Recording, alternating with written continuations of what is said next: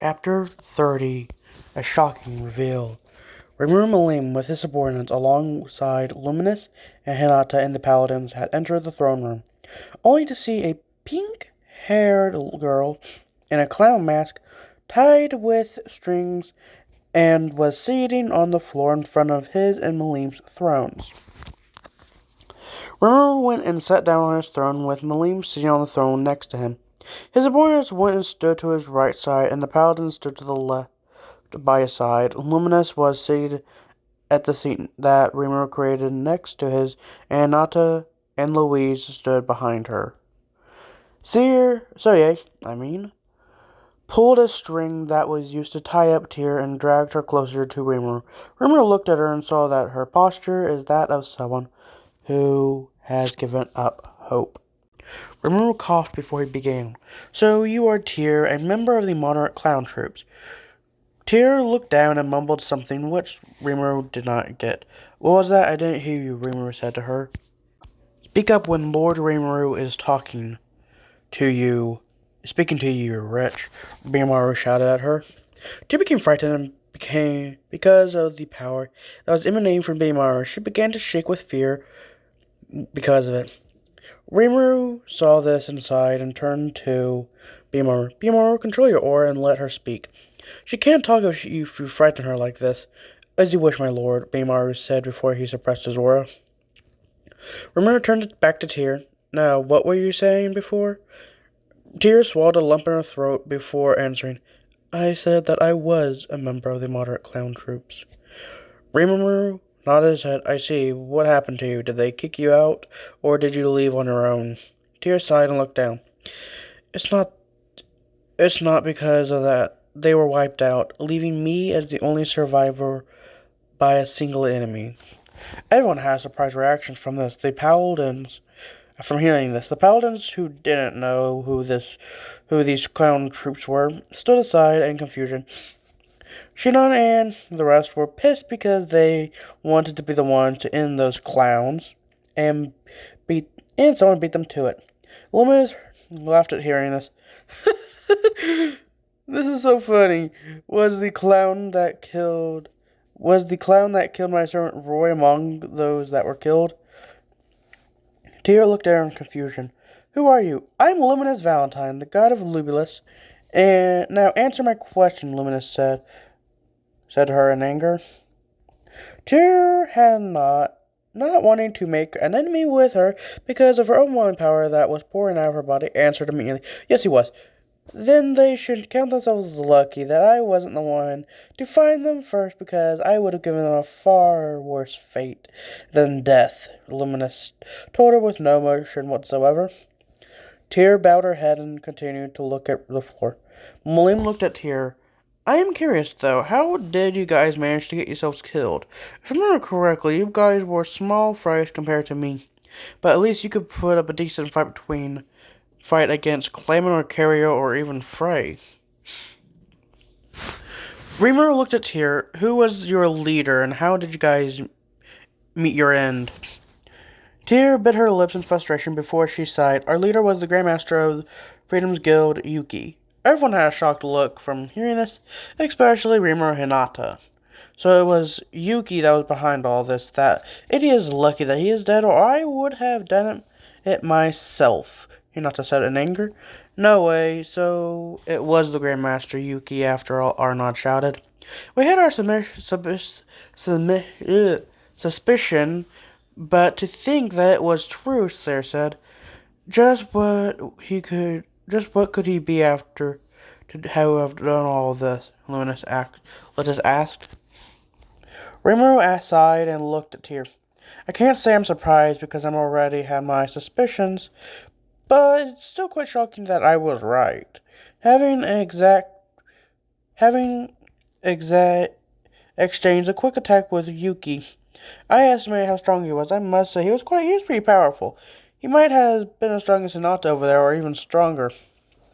"So who was the one that took him down, and are the other clown troops down?" Deer looked at Rimiru and saw that he was completely focused on her. Ever since Rimiru and the others had entered into this room, she had been able to sense everyone's overwhelming power. Even though they are suppressing their power at the moment, she was still able to tell how strong someone is with the scent of their aura. But with Demon Lord Rimiru, she got nothing. His aura was that of an F- rank adventurer, and his posture is that of someone who's still a beginner, but every cell in her body is telling her that he's the most dangerous person in the room. Her whole body felt like he was watching her every move, and if he wills it, she could just disappear in a blink of an eye, just like the person who killed her friends, all of her friends. He truly was a catastrophe of the world, the bringer of chaos. Are you going to answer Lord Rimiru, or are you going to sit there all day? Shinon said to her in anger. Talk or else, Soye said to her while pulling the strings a little tighter. Tear nodded her head, and before she answered, it wasn't a person, nor was it a monster, that took my friends down. It was a god. What do you mean, a god? There is no god in this world other besides our own god, Luminous, or the true dragons, Arnod said to her. Which god might you be referring to? Because there are so many godlike beings in this world, Hinata asked her. Tyr looked at everyone in the room. I do not know how powerful this godlike being you speak of is, but the god I speak of is from the whole new level compared to those wannabe gods. Her power was immense and divine. We didn't stand a chance against her. It was over in a blink of an eye. We read in a magic scroll by a celestial being who will grant whoever released her from her seal immeasurable powers. Don't tell me you guys actually managed to break the seal. To release that seal, Luminous shouted while standing up. Rimiru turned to Luminous. What is this about, Luminous? Luminous turned to Rimiru. There is an ancient scroll about a god whose power is greater than all the beings in this world.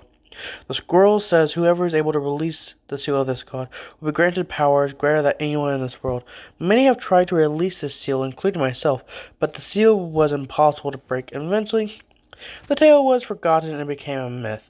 Everyone digested this information that was given to them. If the seal was so powerful, then that not even you could break it, how did the clown groups manage to break it? Beemar asked. That's what I want to know, too. How did you clowns manage to pull that off? Hinata asked. Tyr looked down. I can't say. I swore to keep that power a secret, even if it cost me my life. Rimiru looked at her and thought, Ciel, how do you think they managed to pull it off? The only skill that could break that seal is anti-skill. It's a unique skill that has the ability to nullify all skills and magic in existence. I believe the one that possessed it was named Yuki Kaguraska. That skill sounds dangerous. Would it have affected me? Worry not, Master. Your powers is way above the beyond of that measly unique skill like that. Rimiru smiled from hearing that. His admirers became angry when Tyr refused to answer and were going to attack, but stopped when Rimiru raised his hand. Rimiru turned his attention back to Tyr. It was anti-skill, right? Tyr looked up to him with a shocked look. How did you... Rimiru smirked at her. Don't underestimate my intelligence. This anti-skill seems to have the power to nullify any and all skills in magic, right? That's how Yuki was able to break the seal. Everyone had a look of understanding after hearing that. Tyr, on the other hand, looked down and sighed. You really are dangerous, Lord Rimiru. I'd like to be ahead of my enemies, just in any situation. In any situation, Rimiru told her.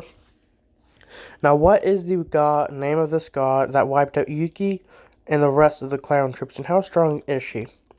Everyone paid close attention to hear what her answer will be. Tyr looked up to Rimiru before she answered. In terms of strength, I think you're the only being alive that can face her in a fight. As for her name, it is... Tyr tried to say her name, but an unseen force closed her mouth.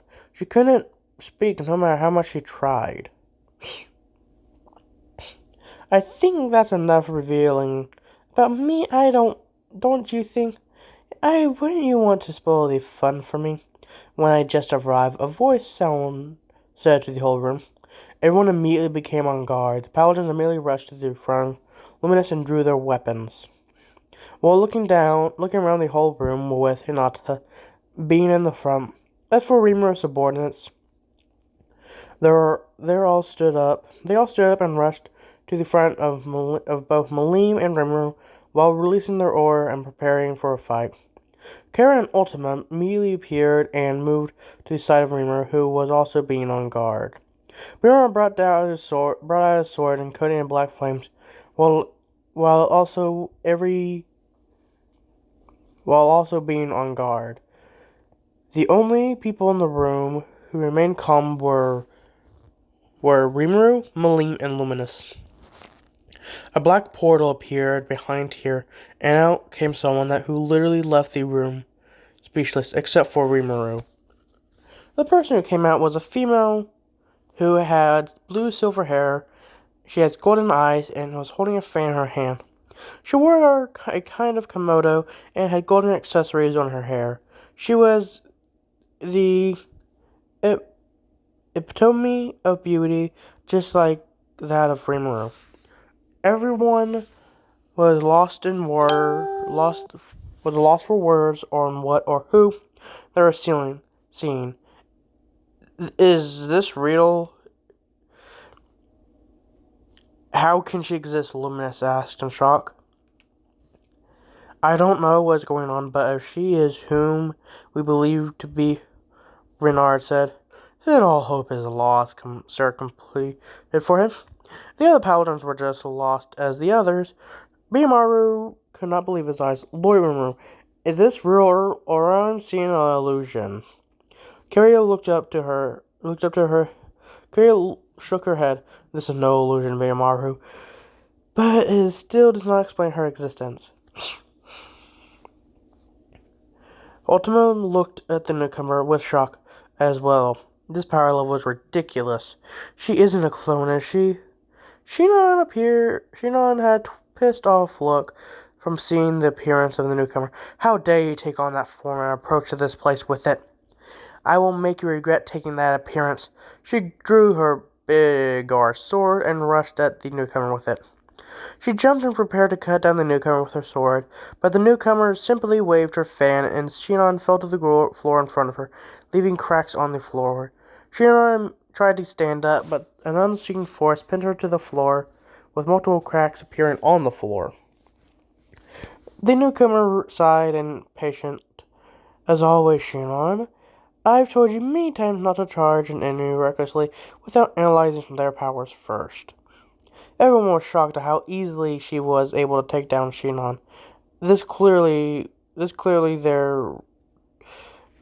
their doubt on the identity of the intruder.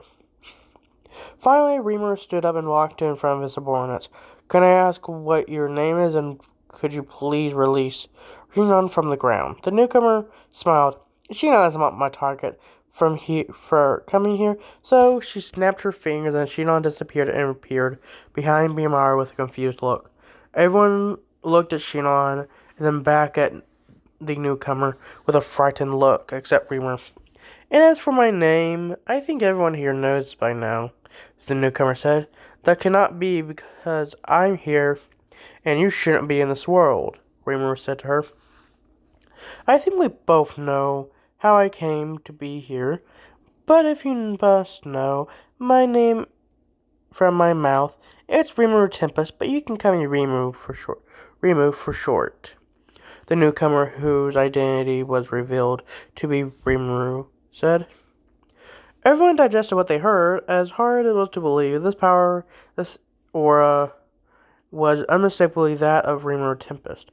Rimiru looked at his female self. Okay, Rimiru, why have you traveled through dimensions just to come to this dimension? Rimiru looked at Rimiru with a sweet smile. The answer to that is simple, of course. I came here to take Milim by any means necessary. This answer shocked everyone once more, especially Milim, who was still shocked from the moment the person stepped into the room. What do you mean? Shinon shouted while standing up. Why would you want me if you are Rimuru from another place? Then there must be another me there, right? It's a long story, but I'm willing to tell it to you, my love, if you will hear it, Rimuru said Milim with a charming smile that only Rimuru could pull off. Milim blushed after seeing that smile, which made Rimuru angry once he saw her blush. Rimuru faced to Rimuru with an angry look. Milim is my fiancée, and I will not let you have her. If you still try to take her, then you will answer to me. Rimuru smiled at that. You're indeed powerful. Compared to the other Rimurus I fought before, but you're still nothing on my level. Theo should have told you that before I arrived. She did, but it doesn't matter to me. I'm well aware how powerful you are, since you are me. But if you think you can win against the current me, then you are sadly mistaken. Rimiru's smile grew at that. Make this interesting for me, or you might die, she said, releasing her aura. The whole forest of Jorah began to shake from how dense the aura was. Everyone in the room could not believe this kind of power existed. The paladins began to shake in fear, and some, like Fritz and Litus, began to wet themselves from fear. Tyr shook up and ran with all her might to the side of Rimiru's subordinates, who were too distracted to notice her. Rimiru's subordinates began to tremble because of this power was bigger than anything they have ever seen from their master released before. This power was on a whole new level compared to that of the power they sensed from Rimuru when he fought Valdora. Milim looked shocked and scared because her power was stronger and denser than that of her own power. Luminous swallowed a lump in her throat because the power she was sensing is bigger than anything she has ever felt in her life before. Safe to say, everyone in the Jorah forest became paralyzed with fear because of the amount of aura that was being released. Just then, an equal aura to the one from before appeared and covered everyone in the whole forest. This aura began to cover everyone in the whole Jorah forest like a mini barrier to protect them from the harshness of the other aura. Everyone turned to Rimiru, who was standing there with his sword drawn, and they knew instantly that he was behind the second aura. Rimiru looked at Rimiru and smirked. Like I said, don't think you can beat me that easily. Rimiru was at first surprised before she smiled. This is good to think that you can match this level of power. From the looks of it, it doesn't seem like you even used half of your powers. You are way beyond of a true dragon, and you are on your way to become a supreme territory. You are the strongest Rimuru I have ever encountered. I would love to fight you to see who's the stronger between us. Enough talk, Rimiru rushed at her with immense speed, but Rimiru managed to block Rimiru's sword attack with her fan. Rimiru's sword attack with her fan. Both of them began to push each other back, trying to overpower the other. It's time to see who's the stronger between us, both of them said at the same time. Note from author so the new villain has been introduced. This female Rimuru will be the new antagonist of the story, and later down the line, it will reveal why she came to be like she is now. So many of you have guessed before that she's the big threat that killed Yuki and the other clown troops, but I like to keep things a surprise for my readers. So, do you think who will win between our beloved Rimiru or his female version? You will know in the next chapter. Anyways, thanks for everyone who read and liked the story. Your support is what motivates me to write this story. Hope you all enjoy this chapter and see you in the next one. That's all for today's video. Don't forget to subscribe today to become one of my domestic listeners. Goodbye and peace out, everyone.